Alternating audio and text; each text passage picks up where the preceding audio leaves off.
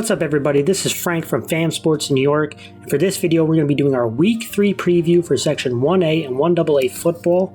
I want to welcome our audience. Thank you guys so much for joining us as always. Last week we didn't have a show, but we are back this week. We even have Mars, who submitted his game picks, so he makes his game picks debut this year, even though he won't be in live with the show. But how it's going to work, guys, and just starting off, I thank you guys so much, obviously, as always, joining in. And if you like this content, please give a thumbs up and subscribe if you haven't already. But we're going to be diving into the schedule for A and AA. We're going to be previewing the top 5 games, in my opinion, and then we're going to be doing our game picks for all the games at the end. So make sure you guys tune in for all of it. Love to do, bring informative and talk football with you guys. So let's start diving right into it. On the schedule, we have Harrison 2-1 at Clarkstown South. That's 1-1, and we're starting with the A side first. We have Mahopac 2-1 at Somers. That's 2-1.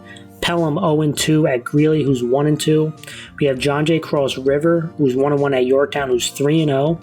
We have Fox Lane 1-1 at Brewster, that's 1-1. We have Clarkstown North, who's 0-2 at Eastchester, who's 2-1. On the AA side, we have Yonkers Brave, that's 0-3 at Scarsdale, that's 1-1. We have Mamaroneck 1-1 at New Rochelle, that's 1-2. We have Arlington 3-0 at RCK, that's 0-2. We have Yonkers Force, that's 2-1 at White Plains, who's 0-2. We have Ossining, who's 0-3 at North Rockland, who's 3-0. We have Mount Vernon 1-1 at Suffern, that's 2-1. And then we have Carmel 1-1 at Judge Ace Fishkill, who is 3-0. And let's start now heading into the top games. Start previewing a couple of them. The first one I want to talk about is a matchup. Mahopac 2-1 at Somers. That's 2-1. This is a league game. Last week, Mahopac lost at Yorktown. Somers won at Fox Lane. And through the history of these two programs, they haven't played a lot, but they've played each other the last 3 seasons, and Somers is 3-0 in those games. But a couple of them have been relatively close. They've won 28-7, 17-14, and 28-21. And Somers, whenever they play Mahopac, it seems to always be a penalty fest for them. I've noticed the last couple of years watching them, they've gotten a lot of penalties. They've shot themselves in the foot quite a bit, and Mahopac has taken advantage of that and has made some really close games. And let's start off with Mahopac. On the offensive side of the ball, to me, it always starts with Koch, right? He's the number one target for them in the backfield and even moving him out to wide receiver. And in the backfield, they really like running him off tackle. They always like running him to the outside where he can use his speed to turn the edge. So to me, I think that's the same type of thing. I think Somers is big up front, strong up front. It's going to be hard to bang around them between from guard to guard. So running off tackle and running towards the sideline is their best option, and that's Koch's biggest attribute, is getting to the outside and his balance. Now, they'll also flank him out as a wide receiver at times, and even when he's in the backfield, it creates one-on-one and man matchups with some of their other players. And the big one to me is Carney, right? He has 4 touchdown receptions so far this year. He's a big target for them. Good jump ball kid, so shows some strong hands. He's made some huge plays in the passing game on these kind of 50-50 balls, and I would imagine that's what they're going to try to set up. Now, to me, I'm looking at this offensive line. How they're going to hold up against the Somers front is going to be massive in this game if Mahopac wants a chance here. Defensively, overall, the defense has been a bend but don't break defense, and they have forced turnovers in 3 straight games and capitalized on it. So this defense has set up the offense to make some big plays. They've given up yards, and we even saw that stopping the run was a difficulty for them. So it's going to be real interesting this week how they do that. But they've had some guys who have forced some big turnovers. They have Owen Ryan at 90 last week. We have Varley, who's been pretty active on the defensive line. So I'm interested to see this defense. They want to force some turnovers, give their offense a couple extra possessions, and try to prevent as many those big touchdown plays, right? So they have given up some big chunk yards at times, but trying to just keep the offense out of the end zone for as long. They want these offenses to be methodical, to keep everything in front of them, and that's kind of been their MO defensively. I also keep in mind that in special teams is going to be a big factor in this one. We have Koch as one of the best returners in the class back there, and also there's kicker and punter Pinto. I've been pretty impressed with him the last couple weeks. He has done a good job of pinning teams back, scoring points as a kicker when drives stall. Look for special teams that could be a factor in this one. Moving towards Somers now, and offensively they've scored over 30 points in each game, the first 3 games of the season. This offense has shown the balance, which I really love when an offense is balanced, that they can beat you throwing the ball and running the ball. And one game it'll be running the ball that they really emphasize, and another game it'll be either the play action pass or straight drop back passing. But this game starts on the offensive line. And Somers, if they want to win this game, they're going to rely on this offensive line to dominate like they had the last couple of games. And that has to continue to happen. And running the ball with a guy like Kelly is going to be really important. Mahopac gave up well over 200 yards rushing last week.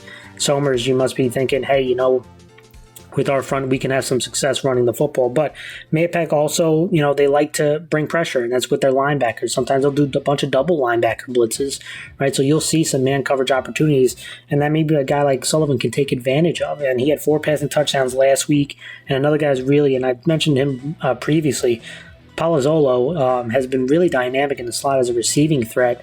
But look for Somers to counter some of that pressures that Mahopac will bring with their screen game, whether it's running back screens or wide receiver screens. They've been really strong in their screen game so far this season. Look for that to be a big one. Defensively, number one thing is stopping the run, right? That's going to be the number one focus, is slowing down Koch, forcing Mahopac into second and third and long, and then that's when they can probably bring some of their own pressures. But the big question is, who's going to match up on a guy like Carney is going to be really important. This defensive line, they would love to get some pressure without bringing blitzes so they can, again, maybe even send some help towards Carney's way, or don't allow the quarterback to have the ball that long, right? So they like to do some of these deep concept, these jump balls. Don't give them that kind of time, right? So that's probably going to be the biggest thing. So I'm interested to see who is going to be helping out, who's going to be matching up on Carney this week from the Somers side. Now, the matchup to me to watch, I'm looking at this Mahopac running back and offensive line versus this Somers defensive front seven. That's going to be so important.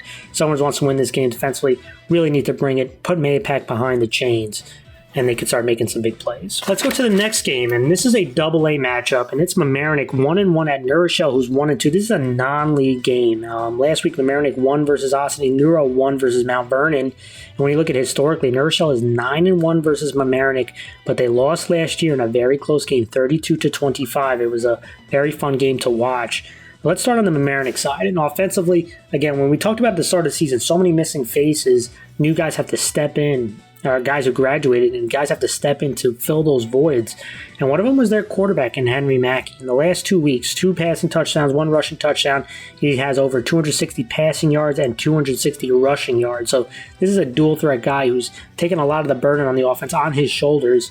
And last week, I know a couple weeks ago, he really had a monster game, but the turnovers were killer and the efficiency wasn't there.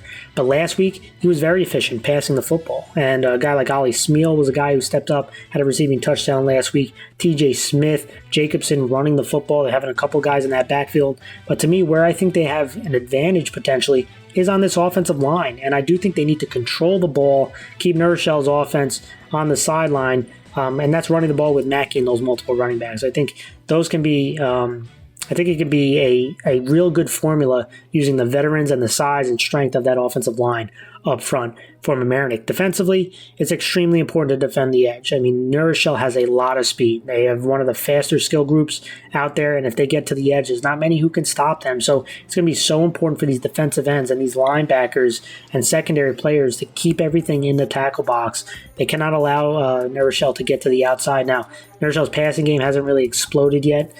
So again, defending the run is going to be huge. If it gets into a track race, Mamaroneck will be in trouble this game.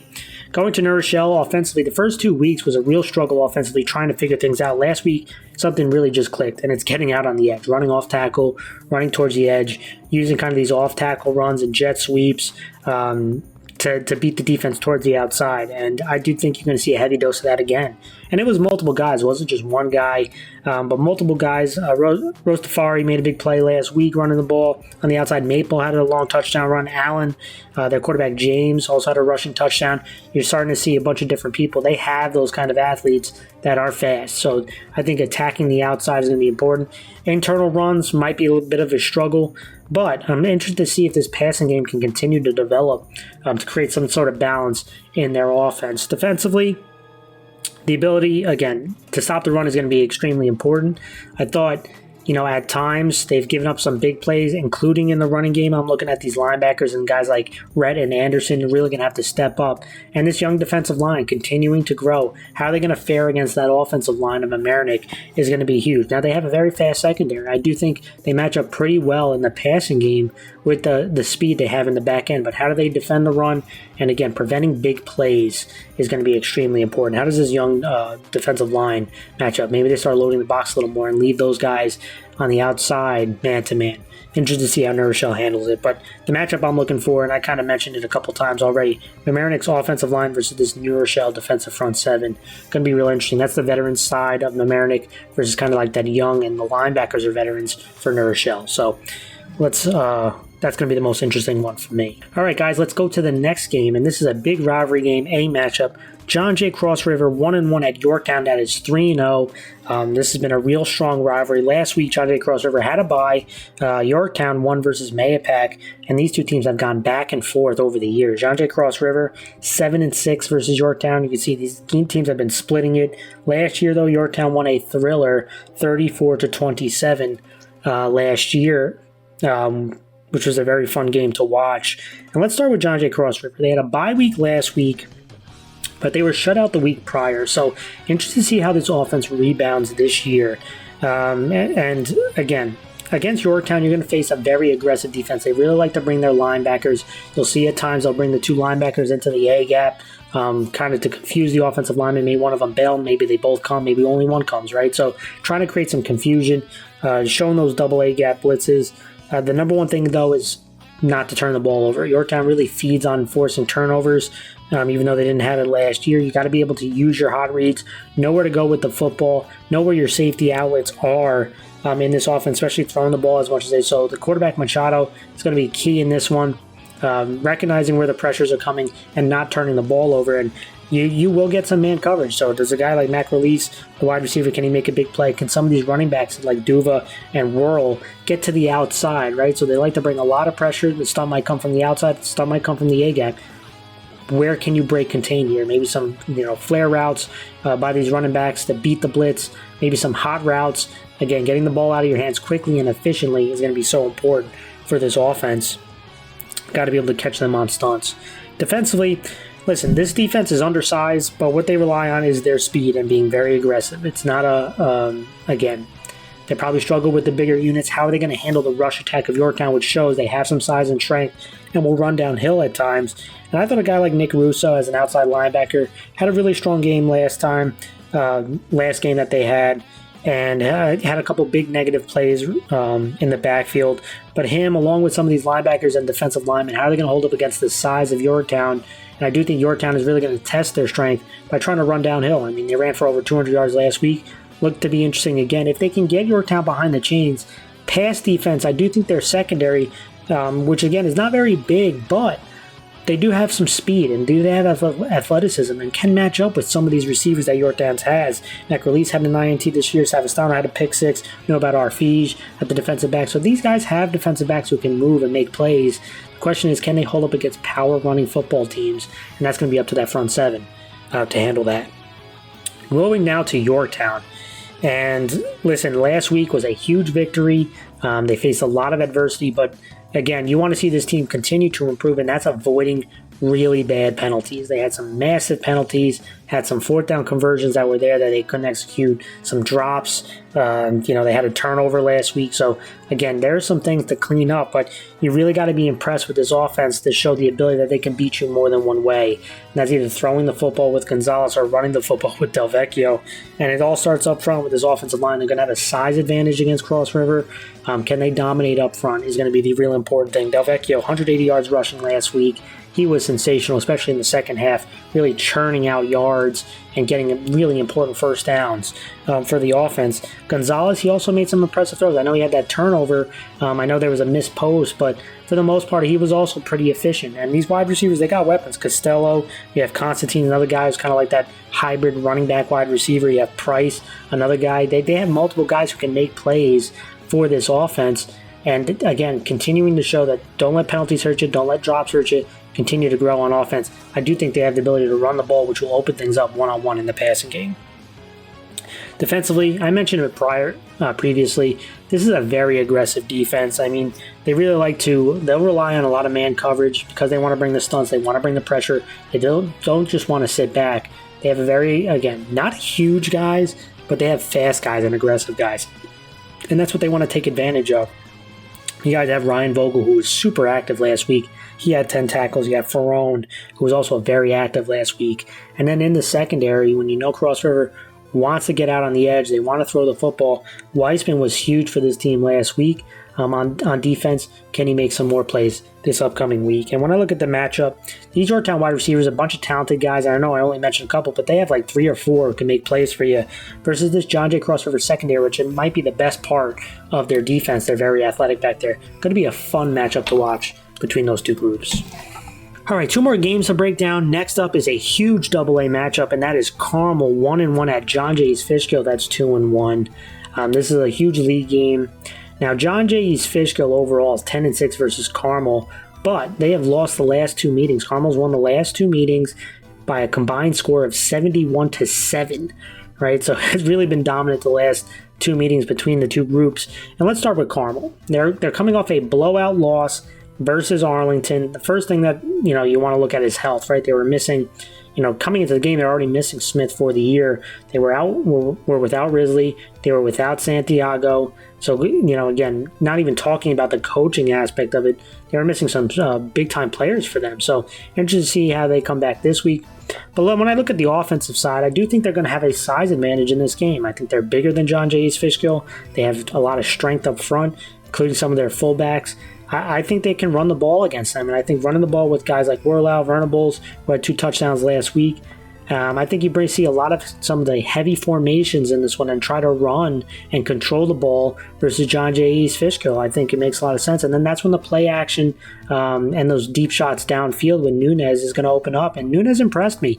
Even with some of the quarterback runs, he showed some shiftiness to him last week. So I do think they try to take advantage of their size, running the ball, leading up to some play action where they can take some big shots off of play action and down the field.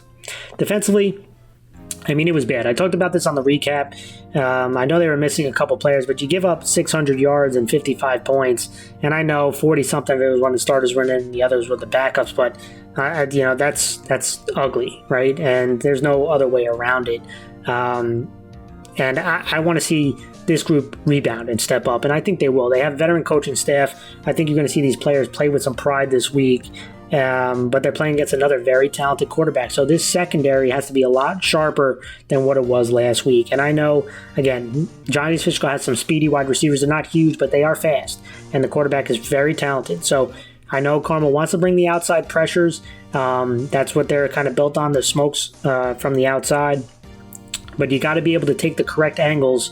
You have to execute, right? It's not just running up the field. You have to take correct angles to the quarterback. You have to prevent the quarterback from getting outside the pocket. This is another quarterback that is very good at buying himself time, getting outside the pocket and hurt you with both his arm and his leg. So it's going to be extremely important to keep John Jay East Fishkill's quarterback in the pocket and use some of that size up front to generate some pressure internally as well. So it's not just outside pressure. It's kind of keeping him contained. And these corners have to keep, when you're in man coverage, they got to keep these wide receivers in front of them and tackle in space better than they did last week. So I do think it's going to be tough for John Jay to run the ball consistently, given the size of Carmel. Look for them to try to test the secondary, and the secondary is going to have to step up. Going to John Jay East Fishkill. Now, this is a homecoming game, I believe, so you're going to see emotions are going to be very high, and when the emotions are high, you got to make sure the focus is there for the details, right? Offensively, it all starts with Feliciano. He's got 11 passing touchdowns, over 600 yards passing, and 2 rushing touchdowns so far this year. He's been absolutely dynamic, and they're going to be riding on his shoulders. Again, I mentioned the size difference. East Fishkill, they're not super big up front, but they are strong. And again, it's not going to be easy running the ball, but how they're going to handle the size and strength of Carmel up front is going to be really important. Now, they have a bunch of wide receivers. They like to spread the ball around. Guys like Rossi, Johnson, Angliotti. They have their running back Crouch, who also not just runs the ball, but they throw it to him as well. They like to do a lot of kind of play action. They like to get the quarterback on the move. At times, they like to have these long developing crossing routes. With Carmel bringing that outside pressure, you might have to throw in a bunch of screen games, which is going to be really important to watch, and the quick throws, right? So you can't hold on to the ball long against Carmel because they want to bring that outside pressure. So again, it's going to be a heavy dose of Feliciano trying to buy himself some time, breaking the pocket, probably using him on runs as well off tackle. It's going to be interesting to see how John Jay East Fishkill attacks this Carmel defense. Defensively, linebackers are going to have to be fast and physical. I really do think Carmel's going to emphasize running the football with their running backs and their size. these linebackers are going to have to fly up the field. They can't go side to side, or they're going to be washed with the size of Cardinals' offensive linemen and fullbacks. And their quarterback, Nunez, he does a good job of play action, so you have to be smart. The secondary can't be staring into the backfield. That's how it's going to open up these big plays. And if Santiago's back, and just see what they do at the corner spot, matching up against them with his size. The matchup I'm looking at, this Carmel rush attack versus the D-line and linebackers, John Chase Fishkill mentioned, I think they have a size advantage, Carmel does, versus kind of the speed of East Fishkill. Going to be interested to watch. Finally, the game of the week. And this is the A matchup. Harrison 2-1 at Clarkstown South, who's 1-1. Big league game. These two teams haven't played each other much, but Clarkstown South is 2-0. And last year they had an absolute thriller with Clarkstown South winning 38-37. And let's start with Harrison. Harrison on the road had a huge bounce back victory last week, and I thought after their disappointing loss the previous week, dominated both sides of the ball against Clarkstown North. And offensively, I mean, you know what Harrison likes to do. They like to mix things up between some of the spread looks and concepts and the option game from under center. And I think you're going to see even more of that. I think running the ball is going to have to be strong in this one. I do think, again, they don't have a lot of depth, but what they do, I think they have an advantage in strength up front against kind of the defensive front of Clarkstown South that doesn't have a lot of experience, right? But I think Harrison does have more experience up front. And look for them to try to run the ball, feed the ball to a guy like Barcella, who had 90 yards last week, and their quarterback, Citro, who can also run the ball out of the option as well. And look for a guy like Krupe, who's more that speedy slasher type of back, to also kind of spell Barcella. But I think a heavy dose of that run game, which will open up some big shots down the field, is going to be really important to a guy like McLaughlin. And that's kind of how Harrison thrives, is, again, taking some deep shots. They will go into spread and try to do some flood routes and stuff like that. But they have to be careful because Clarkstown South has some size in the secondary, right? So there's not a lot of open windows there. I think running the football and then the play action off of that, mixing it up with a nice balance between run and pass, is going to be really important for them. Defensively, I thought the last week the secondary really stepped up, and it's going to be real important. Which secondary are we going to see? They forced 4 INTs last week. They're up against a strong play action passing offense and rolling offense. So it's going to be so important for this defensive line to keep the quarterback in the pocket and the secondary to be disciplined, right? If you can't just stay ball watching, even if you're in zone, you got to be careful because Clarkstown South really thrives off that. And that's how they beat you with kind of these double moves, they post corners, these kind of stop and go type of routes where they're really testing the discipline of your secondary, and that opens things up. So we're going to see, I'm looking at guys like McLaughlin and Krupe going to have to play big here. I mean, they had multiple INTs last week. Lanza had a pick, Krupe had a pick. So these guys have a secondary that can make plays. They're not super big, but they are fast, and they got good ball skills. So it's going to be really important which secondary we're going to see, the disciplined one or the one that's kind of staring into the backfield and could leave up some open double moves here or some play action pass. So interested to see that. And I want to go to Clarkstown South. Had a 47-point victory last week. Offensively, the play action design roles were real killers. I'm expecting to see definitely even more of that this time around. I'm trying to attack the secondary of Harrison because running the ball, again, against that front seven of Harrison, I don't think it's going to be very easy. They have some strength and size up front. On the defensive side, Colin Holder was tremendous last week. 17 of 21, 266 yards and 5 touchdowns. Throwing to guys like Insman, who's 6'1", Jake Teetle, 6'2". Like, they have size at the wide receiver spot. Maybe they try to take advantage of some of the smaller DBs that Harrison has. And then you have Kevin Butler, who's really the Swiss Army knife of this team. 40 yards rushing, 70 yards receiving, had 3 touchdowns. He's so important to this team on both sides of the ball. Really going to have to be a huge playmaker. But I'm looking at this offensive line. Harrison has some talent on the defensive line. How does this offensive line for Clarkstown South continue to develop? Going to be really interesting. Defensively, stopping the run is going to be a huge one. I'm looking at these linebackers and Butler and Crisp. Can they make these play on guys like Barcella? How do they react to some of... Again, they're going to test your discipline on the option game, so it's going to be huge. And then they're going to be taking those deep shots to guys like McLaughlin, one of the fastest kids in the class. So you always, as a secondary, have to keep everything in front of you. Can't let McLaughlin beat you on those go routes, which is so difficult to defend. Have to play off coverage against him, or you're going to have to generate that pressure on the quarterback so he doesn't have that kind of time, right? So it's going to be really important to see on the defense, can they generate that pressure? Secondary also forced a bunch of turnovers last week for Clarkstown South, given some of the size they have in the back end. The matchup I'm looking at, these Clarkstown South wide receivers have some good size to them against this Harrison secondary. Not very big secondary, but boy, they are fast. So interested to see kind of the size versus speed here and who wins that matchup here. And the player to watch for me is Chris McLaughlin. Wide receiver, defensive back, returner. He is the X factor for Harrison. He again, we saw him against Rye have that pick six for a long touchdown. He also had that long reception for a touchdown. He's a guy who is so dynamic and can make huge plays for you. For Harrison, he can change the game at any point. That's someone to keep an eye on for this one. All right, guys, those were the breakdowns, and now it is time for our game picks. I'm going to be talking about each game. There's no specific order here. We'll leave the games that I broke down at the end, though. I'm also going to be sharing what Mars's picks are as well. And let's start with the first game. This is Pelham 0-2 at Greeley 1-2. This is a league game for A. And when I look at these two teams, Pelham has really struggled offensively to start the season. They scored 0 points and 7 points the last 2 weeks. Defensively, can they make enough plays to keep the offense in it while they figure things out? Now, Greeley, offensively, they have a lot of playmakers at the quarterback spot in Osh, Blakesley. They hit some big plays in the passing game and also can at the running game. But turnovers have been an absolute killer for them the last couple weeks. And the big concern to me defensively, they're 11th out of 12th in points allowed in A. And with that, I do think Pelham gets things on track. They're going to win this game. I think they start getting things on track offensively. Defense will make enough plays against this very talented Greeley offense. And don't be surprised if a couple turnovers go Pelham's way that sets up that offense to get things back on track. I'm going to go with Pelham. Mars also went with Pelham in this game. Let's go to the next game, and this is a double-A matchup. Yonkers Brave 0-3 at Scarsdale. That's 1-1. This is a league matchup. When I look at Yonkers Brave, the offense struggled last week, but we've seen signs that this offense can break off some big plays. Had a 20-point game, a 26-point game in the previous weeks. They have some speed. They can get onto the edge. The passing game has, at times, been pretty efficient, but I was very impressed with Scarsdale. Had a huge bounce-back game last week on the shutout. And again, they're really going to test your discipline on the defensive side of the ball, running the option, controlling the clock. I think the defense does enough to prevent the big plays.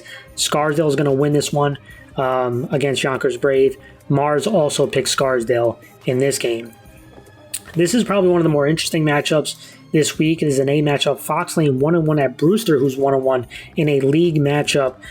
Fox Lane is 5-3 overall versus Brewster last 8 matchups. And when I look at Fox Lane, they got shut out last week, and Coach made Coach, I know, tweeting out that, hey, we got to own this and we got to get better. And if we want to compete, these are the type of games that we have to grow from. And against Somers, now you come back and you have to go on the road to Brewster, which again has some size to him. So interesting to see how Fox Lane bounces back. This feels like a huge type of game for a guy like Bailey on both sides, an offensive lineman and defensive lineman. How does the front handle the size and strength of Brewster's defensive front seven, which is pretty darn good? So interested to see guys if they can get the running game going with Connors, kind of the play action passing game. But it's going to start up front. That's going to be a huge thing. And when you look at Brewster, I do think they have that size advantage up front. They're going to run the ball with Barry. Fox Lane did struggle. They gave up 4 passing touchdowns last week. How does the Brewster's pass attack continue to develop? Because they're going to try to run the ball with that strength that they have. This one was really interesting to me. I'm going to go with Fox Lane. I think Fox Lane rebounds. Brewster did have a bye week last week. Don't be surprised if they show up a little bit rusty. Coming back, it's hard in high school to have a week off and come back and play. Look for Fox Lane to win this one. Now, Mars has went with Brewster, so we're going to see which one comes out on top. Mars picked Brewster, I picked Fox Lane. All right, let's go to the next game. There's a double-A matchup. Arlington 3-0 at RCK's 0-2 league. Huge rivalry game between these two ball clubs. Interested to see how Arlington comes out in this one. Had a huge victory versus Carmel. Everyone's talking about them. It was a huge emotional victory for them. But how do you respond the following week? Sometimes you see, again, at the high school level, you see it in the pros. Like after a big win, feels like kind of the energy level is not the same, right? So interested to see what happens in this one. But Arlington had over 600 yards of offense last week. Rosigno was dominant between him and Davenport, having 6 touchdowns.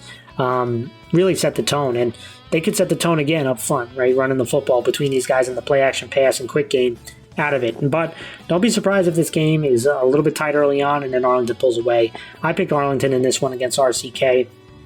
A rivalry game, a lot of emotions. Arlington on the road. RCK is going to be jacked up. So wouldn't shock me if it started off slow and Arlington pulls away as the game goes along. Mars also picked Arlington for this one. Let's go to the next game, and this is an A matchup. Clarkstown North 0-2 at Eastchester, who's 2-1. Big league game. And when we start with Clarkstown North, again, a lot of new phases here. A lot of young players, inexperienced players playing offensively. Turnovers really are killer. Had four INTs last week.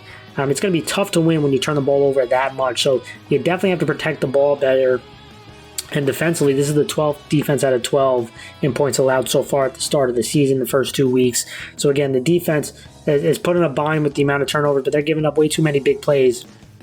Have to keep things in front of them, and dominating up front is going to be the best chance that they have, right? So when I look at Eastchester, though, their quarterback, Schultz, he has been dynamic. Last week, he was sensational. As you see, their offense is getting better and better, and he's getting more and more comfortable in this offense, starting to make more and more plays, spreading the ball around, and using both his arm and his legs. And this defense has allowed 7 points the last 2 weeks. So this defense has been pretty dynamic, really responding after the week 0 game. I'm going to go with Eastchester. I think Eastchester offensively is getting better and better. Defensively has been pretty damn strong the last 2 weeks. Look for that to continue in this one. I'm going Eastchester, and Mars as well is going with Eastchester. All right, let's go to another AA matchup. This is Ossining 0-3 at North Rockland, who is 3-0. This is a league game, and let me just start off by saying Ossining is a tough out. I tell you what, they've scored 20-plus points 2 out of the last 3 games, but defensively, they're just giving up too many big plays. At times, they do force some turnovers, and they have playmakers on the offensive and defensive side of the ball. Interested to see how they can run the ball against North Rockland in this one with their running game. But too many big plays given up, and North Rockland offensively 35-plus points the last 2 weeks. They like to run the ball as well with Gamey Savor, who has been tremendous, and also Vasquez had a really strong game last week running the football. Defensively, forcing turnovers has been a huge aspect of this defense. They've done a lot of, they forced a lot of turnovers. Linebackers have been extremely active in this one. At home, I'm going to go with North Rockland in this one to go to 4-0. Mars has also gone with North Rockland. Let's go to another AA matchup, and that is Mount Vernon 1-1 at Suffern, who is 2-1. This is a league game, and Mount Vernon offensively, they have some bulk up front. They have some size. They can move the ball. They've made some big plays offensively, but the big question to me defensively is protecting the edge, right? That's what they really struggled with last week. Look for Suffern to try to take advantage of that with their backs, but also their quarterback Palumbo. I thought he had his best game last week, throwing the football, had multiple touchdowns, and so a mix of the run-pass game, getting out on the edge to the outside of Mount Vernon, because I don't think it'll be as easy running up the gut, but Suffern's offensive line has been pretty impressive, so I'm interested to see kind of the fronts battling it out with each other. Defensively, this defensive line, again, back-to-back weeks, have only allowed 6 points for Suffern's defense, has been very impressive. I'm going to go with Suffern in this one to win this game. Mars is also going with Suffern. Let's talk about another AA matchup. Yonkers Forest 2-1 at White Plains, who's 0-2. This is another league game, and again, when I look at White Plains, they have a lot of inexperience, especially at the quarterback spot. How are they going to play coverage against this fast wide receiver core of Yonkers Forest? And because of these speedy wide receivers, secondaries have really had to back off, which has opened things up in the running game for them. And when you look at Yonkers Forest, Everett, 131 yards rushing last week, has been a steady force in the running game. That, if they can run the ball and now mixing with those deep shots to guys like Henry and Aquino, this is, again, an offense that can make some big plays for you, and that's how they've started the season off doing that. Now, defensively, they've also at times given up some big plays, so look for Yonkers Forest, again, last week, giving up some big running plays as well. They have to shore that up. I'm going to go with Yonkers Forest. I think Yonkers Forest has been pretty impressive so far. I think they're going to win this game on the road, go to 3-1, and Mars has also picked Yonkers Forest in this matchup. All right, now let's talk about those games that we broke down earlier. Starting off with the A matchup, Mahopac 2-1 at Somers. That's 2-1. This game, 2 out of 3 last meetings have been pretty close with each other. Somers, if they play their game, I do think they can control this game and win handily. But again, every time Somers plays Mahopac, Mahopac has just hung around. They've hung around, and look for them to try to rely on Danny Koch to make some big plays for them and leave some one-on-one opportunities. Defensively, can they force turnovers again? They forced it for 3 straight. I'm going to go with Somers. I think Somers is a dynamic football team who could beat you both running and throwing the football, and they really got to win in the trenches. So I'm interested to see, again, this is kind of a statement game for Somers. Last 2 weeks, they've been in dominant fashion. It needs to continue. You can't let up, right? So you're back at home, home game against Mahopac. kind of developing a bit of a rivalry, I guess, if you want to call it in a league game. But again, rivalries of what the other team wins, right? So Somers has to continue to execute, and if they do, I think they win this game. I'm going to go with Somers. I also, Mars has picked Somers in this matchup as well. Let's go to the AA matchup. Mamaroneck 1-1 at New Rochelle, who's 1-2. Non-league game here. This is one of the more interesting ones as well. The New Rochelle offense really exploded last week after the first couple weeks struggling, and I was getting out on the edge. They have the speed to make big plays. Can it continue to develop? How does this O-line stack up? This Mamaroneck offensive line is the more veteran group. Can they run the ball? Can Mackey continue to be efficient? So many questions here. Now Mamaroneck has to go on the road to New Rochelle. This one was really hard for me to pick, but I am going to go with Mamaroneck. I do like the way Mamaroneck offense can control the ball. I think they have the advantage in the front seven. These linebackers are going to have to be super active for Mamaroneck. New Rochelle has a lot of speed. They can get to the outside very quickly, but I still think they're developing things, especially in the passing game. So if they can slow down the running game, I think Mamaroneck will make enough plays and win this game. Now Marsilio, he picked New Rochelle, so he's going with New Row at home. He thinks the offense, again, wasn't just a spark in a pan, but kind of found a little bit of a formula that they can use in this one. He's going with New Rochelle. I am going with Mamaroneck. Let's go to an A matchup. John Jay Cross River 1-1 at Yorktown, who's 3-0. This is another big rivalry game. This group has been going back and forth with each other over the years. John Jay Cross River having the bye week. How do they come back? How does the offense respond? Can they handle the downhill running attack and size of Yorktown? This is going to be a real interesting one to me, but I am going to go with Yorktown. I think Yorktown is on a bit of a roll. They do have to shore things up penalty-wise, execution-wise, because if those penalties can be absolute killers and cost you games, Cross River is going to take advantage of some of those things. So we're going to see, can Cross River hold up defensively is my big question. I think Yorktown can run the ball efficiently. I'm going to go with Yorktown in this one. Mars also went with Yorktown. Here's another big AA matchup. Carmel 1-1 at John Jay East Fishkill, who's 3-0. Homecoming for East Fishkill. This feels like a big opportunity. Their blood in the water when it comes to Carmel. Dealing with the coaching changes. Dealing with, again, injuries to players.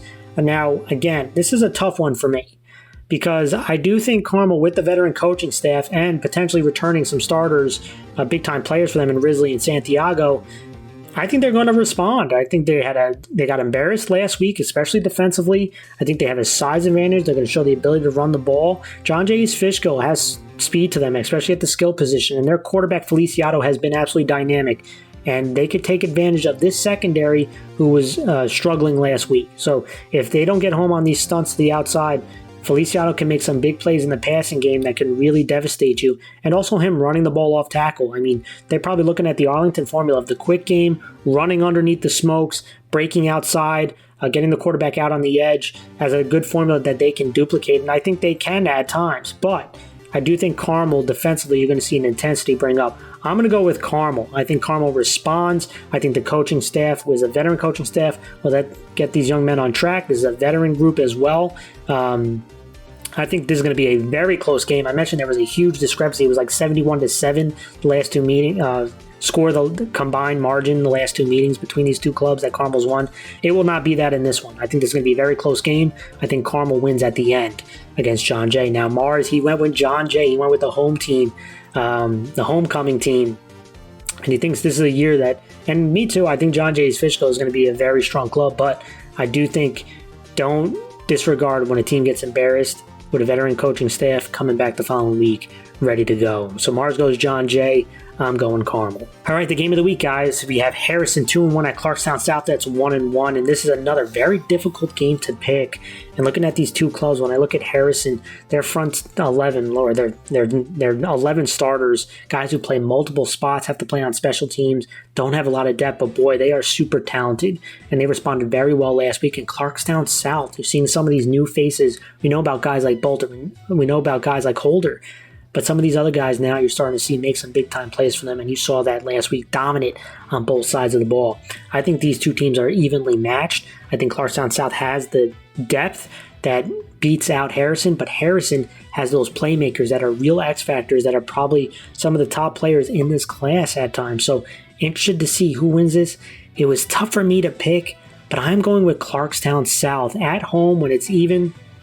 I'm going to go with the home team. I think they make enough plays in the passing game to get some chunk plays. And this defense with guys leading the way like Butler is going to slow down the rushing game enough against Harrison. I think it's going to be another tight game. I'm going to go with Clarkstown South to win this matchup. And Mars has gone with Harrison, so he is going with the road team. He believes in that the starters for Harrison, those guys up front that are going to be disruptive to Clarkstown South.